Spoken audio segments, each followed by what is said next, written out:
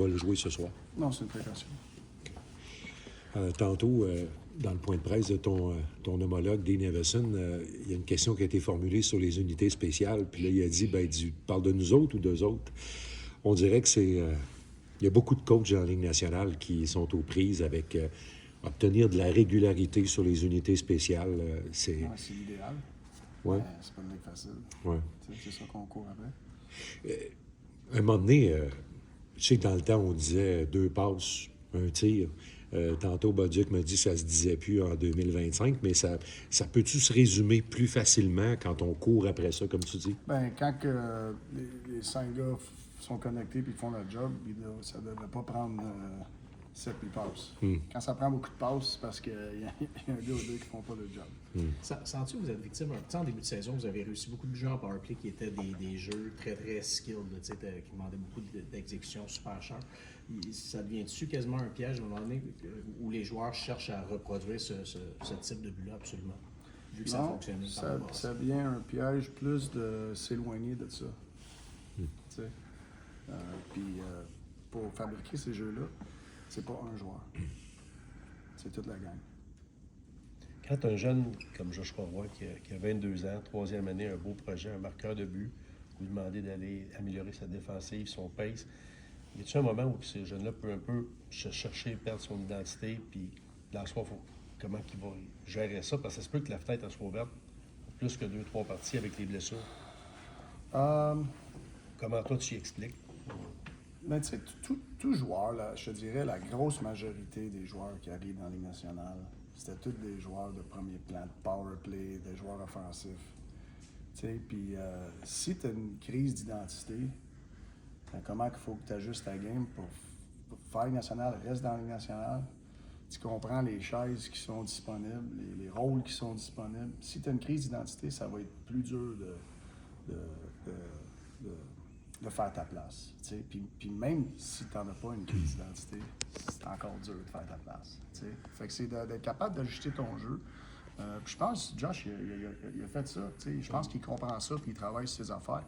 Puis juste une autre opportunité là, qui se présente. T'sais. Mais pour Josh, c'est de continuer à développer sa game globale. On sait qu'il est capable de marquer des buts. Je ne sais pas comment ça va se présenter pour lui. Puis c'est pas à un prix de ne pas jouer le restant de la game. Je pense qu'il s'est amélioré beaucoup là-dessus. Fait que ça ne t'inquiète pas qu'il y ait une crise d'identité, selon toi? Non, je pense pas qu'il y ait une crise d'identité. Qu'est-ce que... C'est pas ça ma réponse. J'ai pas dit Non, qu'il y avait non, une non, crise d'identité. non, mais il n'est pas là. Non, il n'y a pas une crise d'identité. Je pense que Josh, il comprend les choses qu'il continue à travailler, puis parce qu'il y a un très beau potentiel. Qu'est-ce que Jalen... qui revient à Montréal, tu sens-tu que tu as une version un petit peu différente de lui à chaque fois? Ben, je trouve qu'il y a une maturité dans sa game, ça c'est sûr. Puis tu devrais avoir ça. Puis les choses qu'on parle, on parle au gars à Laval, puis comme ils me disent que il y a une évolution.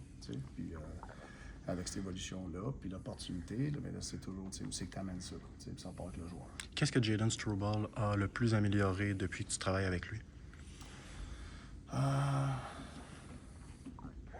Qu'est-ce qui a le plus amélioré? Mais moi, je trouve, c'est pas nécessairement qu'est-ce qui a le plus amélioré. Je pense que Strug, son évolution, c'est que, comme on parle de crise d'identité, je trouve qu'il n'y a pas de crise d'identité. Il sait qu'est-ce qui est. Puis il défend avec beaucoup de pace. Quand il est sur le top de sa game, il défend avec beaucoup de pace. Puis c'est ça qu'on va avoir de Strug tous les matchs.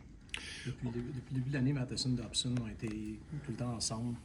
Je sais que des fois, pendant les matchs, là, vous faites un petit peu de mix and match, mais je veux savoir comment tu gères l'équilibre entre les laisser ensemble et prendre ce qu'ils vous donnent comme jeu ensemble ou les splitter et espérer d'avoir ça sur deux duos différents. On gère ça durant la game. On n'a pas une équation magique. On gère ça match par match. Tout ce qui se passe durant la game. Dernière question.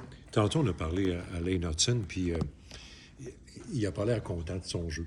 En tout cas, il dit, il le verbalise, puis son langage corporel parle en même temps quand il le dit.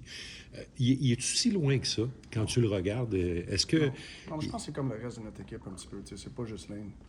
Je pense que notre exécution offensive, elle a baissé un petit peu.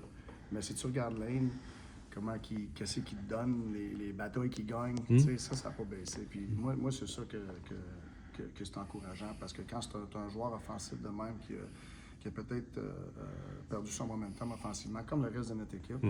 Mais son niveau de compétition défensivement, il n'a pas changé. Quand tu as ça, tu sais que le reste va revenir. Merci, Martin.